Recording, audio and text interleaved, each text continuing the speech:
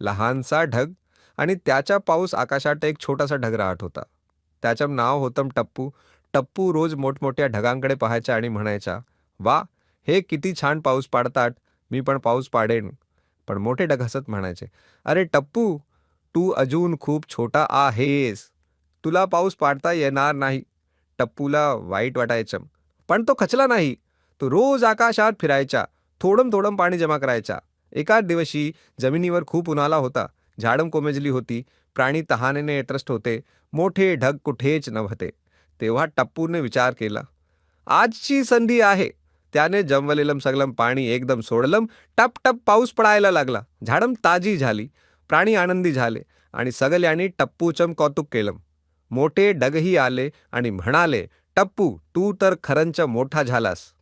शिक्षण छोटं असलं तरी प्रयत्न केल्यावर मोठं काम करता येतं. हवी असल्यास मी अजून बालकथा सांगू शकतो. सांगा ना, अजून पाहिजे का?